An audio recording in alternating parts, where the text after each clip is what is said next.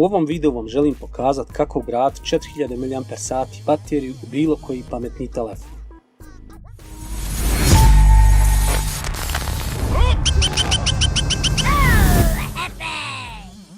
Zašto bi tako nešto radili, pitate se vjerovatno. Evo konkretan primjer. Imam ovaj pametni telefon, imam i njegovu bateriju. No, međutim, ta baterija je napuhana. Realno, nemam neku potrebu za ovim telefonom, tako da ne namjeravam kupovati novu bateriju. A moguće da baterija za ovaj model više nije dostupna na tržištu. Tako da, odlična prilika. Telefon kod telefon ima zanimljive specifikacije. 8 jezgri, 1.4 GHz, GB RAM-a, 16 GB interne, HD display, 13 megapiksela glavna kamera, 2 megapiksela selfie kamera. Originalna baterija ima 1750 mAh. Uređaj vrti Android 4.4 i podržava Dual SIM. Samim time predstavlja idealnog pokusnog kunića za ovaj projekat. Bateriju koju želim koristiti sam izvadio iz jednog tableta, radi se o 4000 mAh i stoji sigurno 4-5 godina na polici i skuplja prašinu. Prvo što ću da uradim jeste da skinem pokupac baterije.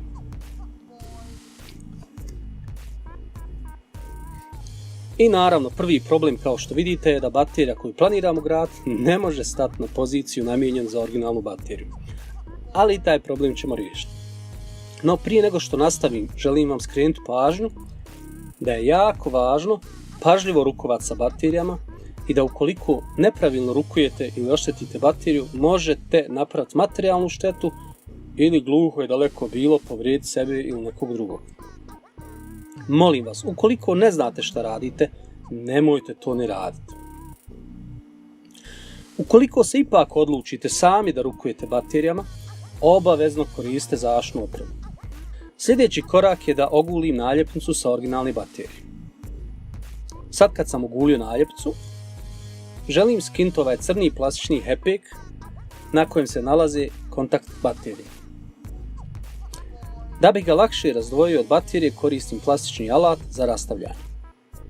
Najvažnije je biti pažljiv, posebno ukoliko radite sa metalnim alatom.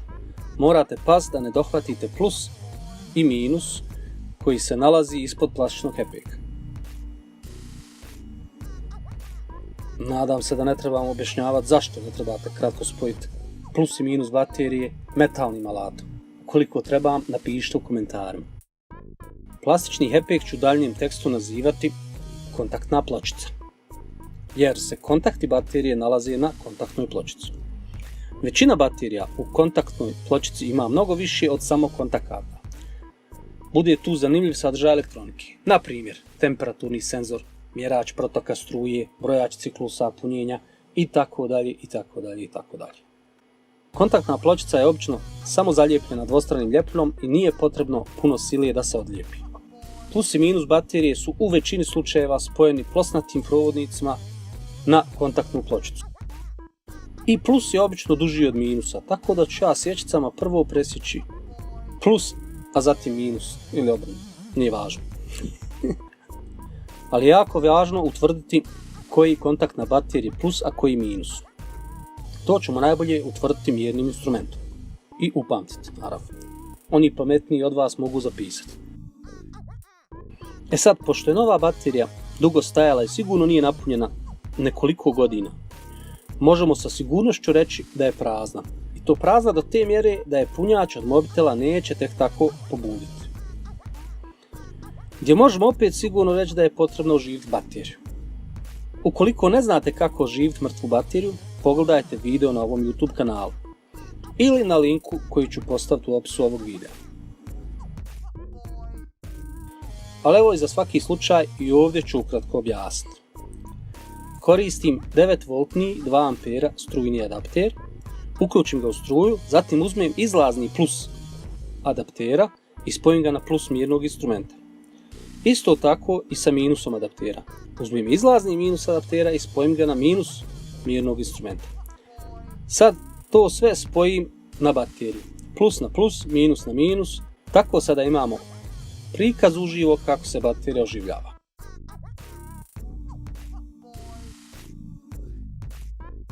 Desetak minuta kasnije imamo nekih 3,6 volti i kao što vidite stavio sam štipaljke da drže plus i minus. Sljedeće je da pripremim žice kojim ću zalepiti novu bateriju na kontaktnu pločicu.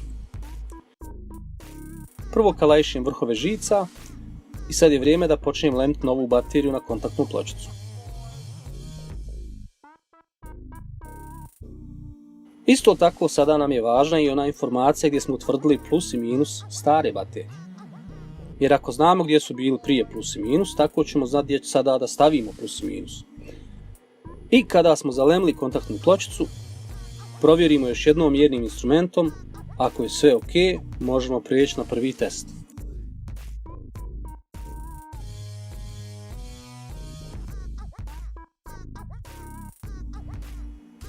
Dobro je, prepoznaje bateriju, ali je vidi kao praznu, što i jeste tako. Spajam punjač i čekam.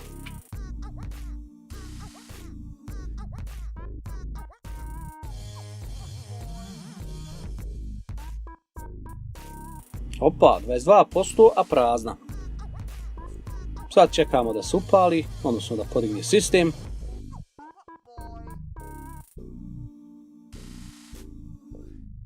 I vola, na punjaču radi.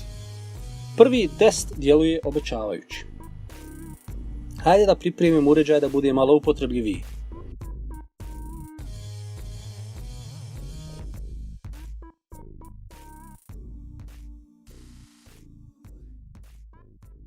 Sljedeće je da nađemo nešto približnih gabarita originalnoj bateriji. Ja sam našao ovu staru Nokinu BP4L bateriju i skidam donji plastični čep. I sad ćete vidjeti zašto.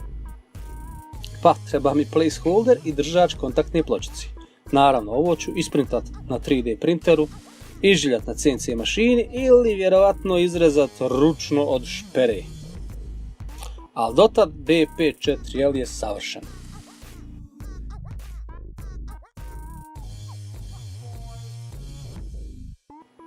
Sada da skontamo kako ćemo smjestiti ovu bateriju.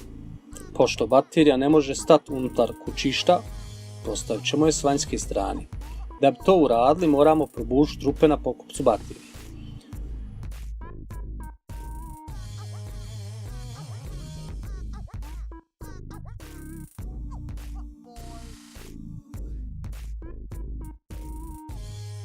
Sada treba odlemiti prethodno zalemljene žice kako bi ih provukao kroz probušene rupice i ponovo zalemio. Lagano slažem žice koje sa kontaktne pločice prolaze kroz poklopac baterije tako da se ne prekinu kad pričistim poklopac baterije.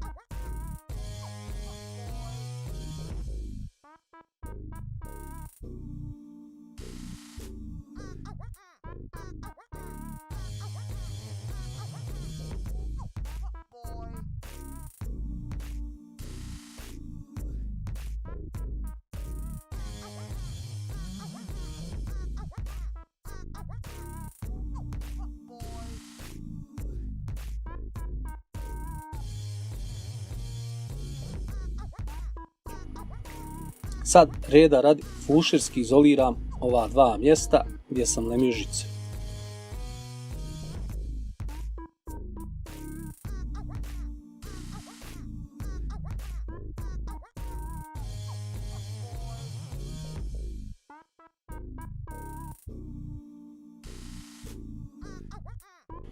Kao što vidite na bateriji već ima postojeće dvostrano ljepilo, samo je prislonim na poklopac baterije i voila, pričišćena baterija. Sad još jednom da kratko isprobam sve.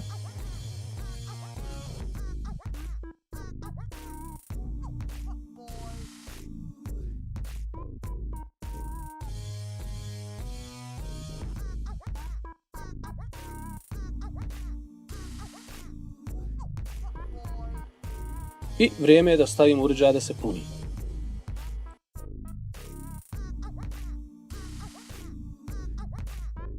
Kao što vidite, za 7 sati napunjeno je 4300 mAh. Zašto je napunio 4300 mAh kad je kapacitet 4000 u ovom trenutku, nisam siguran.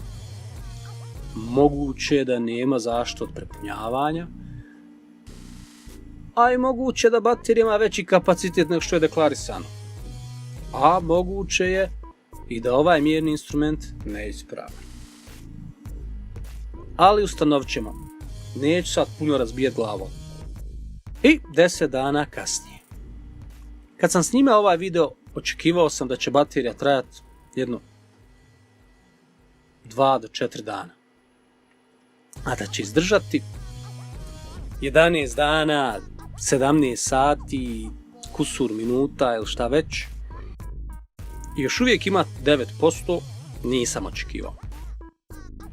Pazite, mobitel nije aktivno korišten cijelo vrijeme, nošen jeste, bio je spojen na Wi-Fi cijelo vrijeme, bile su 2 SIM kartice u njemu cijelo vrijeme, ali nije korišten kao što koristim svoj primarni telefon.